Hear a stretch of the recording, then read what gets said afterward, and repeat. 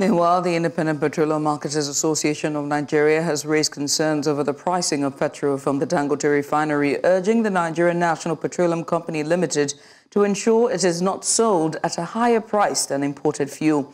IPMAN argues that such a disparity could be counterproductive to the nation's drive for energy self-sufficiency and could negatively impact consumers and marketers alike.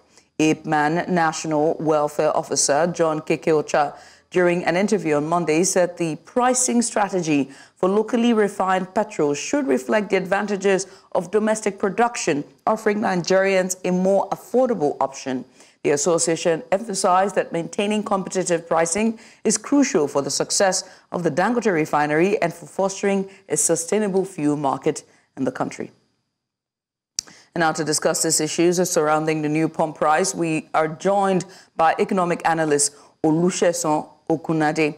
Well, Olusesan, it's good to have you join us. Let's get started very quickly. Now, the conflicting statements from NNPCL and Dangote Refinery regarding the purchase price of petrol have raised questions about their business relationship, right? So how does this disagreement impact the overall fuel supply chain and even the potential future collaborations we most might likely see? Oh, thank you very much, Judith, and good evening to you and our viewers across the globe. If you look at this, a lot of us have commended the bold step taken by Dangote, who is the chairman of Dangote Refinery, on the bold step to actually do what was pretty difficult on the part of the government for over 30 years, and also resuscitating our own refinery that we have locally. But what we are having currently actually seems so conflicting and confusing to a lot of us.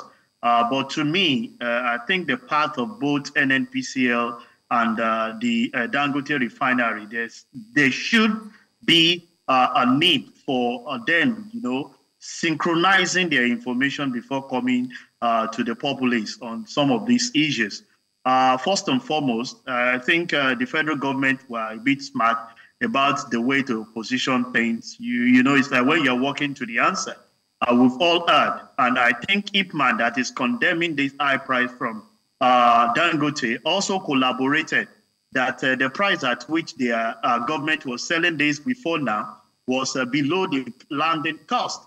And I heard the Minister of State for Oil coming to say that the landing cost of a PMX as at then was about 1,112 naira per liter, and that was what led to increasing from 568 to about 865 that we see in a couple of weeks ago, before we had the new pump price with the issue of Dangote.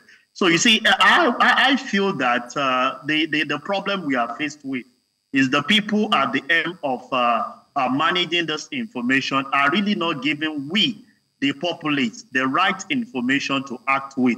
If IPMA is condemning the increase of 950 as high being produced, and they are saying that the landing price is about 1,200 naira, I think there seems to be a conflicting word from them.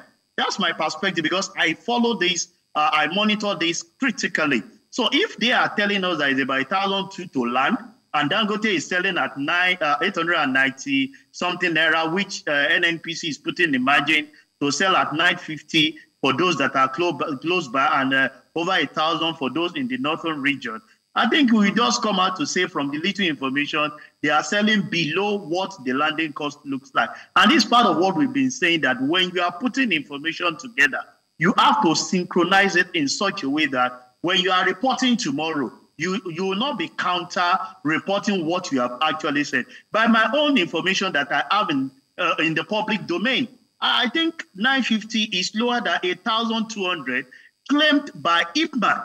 And if you look at the statistics from the vice president of Dangote Group, what they have said is that they are going to actually meet the demand. They can give us over 54,000 liters. And that's what gives me another question, which we expect the federal government to see, because as at the last time, they said they will only take like 25 million liters from Dangote and augment with about 15 million from the importation that we have. All right. This is also in the public domain. And I'm going to see how we'll manage this in the nearest future, when we have the capacity and the capability to deliver what the nation needs and export the rest.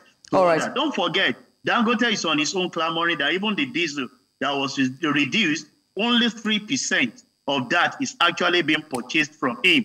More are still being. But so we want transparency, even in this sector, because a lot of people need to plan, most especially the business owner. Like, look at it, just from last week till now, you have an increase again. Olusesan, the next 1 month to go. Olusesan, I'm so glad you're bringing up the business owners, because then this takes me to my final question for you. With the new petrol prices that reflect a significant increase, and this is just weeks ago from another former price increment, what are the expected economic implications for consumers, for businesses, and even the overall economy? Very quickly, because we're pressed for time.